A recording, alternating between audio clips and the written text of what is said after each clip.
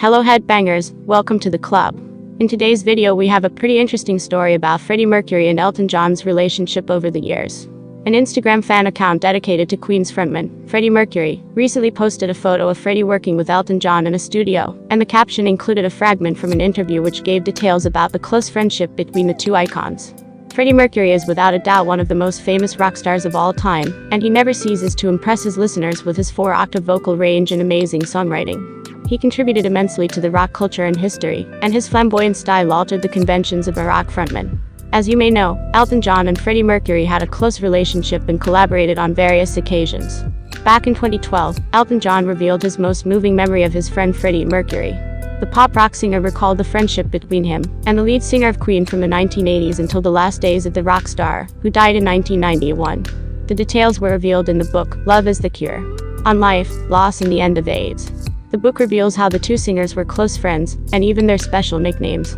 Elton explained that each had a drag queen alter ego and a name. While John was Sharon, Mercury was named Melina. Now, one of the many Freddies fan pages posted a photo of Elton John, Freddie Mercury, John Reid, and David Mintz in a studio back in 1976. The fan page also included an excerpt from an interview with Peter Freestone, who had revealed the details of the close relationship between Elton and Freddie. Peter said that they would visit each other whenever they had time, which was rare before Freddie's illness, as they were both touring very often. However, after Freddie was diagnosed with AIDS and had to spend more time in his house, Elton John would visit him fortnightly, and they would spend hours talking to each other. Freddie Mercury was an important voice in the fight against AIDS, and in breaking the labels of the disease, which was often associated with homosexuals and promiscuity. Before he died, the singer revealed to the world that he had the HIV virus and asked doctors, friends, and fans to get involved in the cause to prevent the death of more people. Elton John's support meant a lot to Freddie and probably boosted his morale. Freddie was famous for organizing the most crowded Christmas celebrations, as he would invite anyone who had no place to go or a family to celebrate Christmas with. John also said that despite the advanced stage of AIDS, Mercury remained generous to his friends, and that during his life he really lived for others. The rock star died in November, but before he left he made sure to leave a Christmas present for John, who considered the act a last testament to his generosity. After Freddie's passing, Elton John went to Freddie's house to see how Jim Hutton, Joe Finelli, and Peter Freestone were holding up.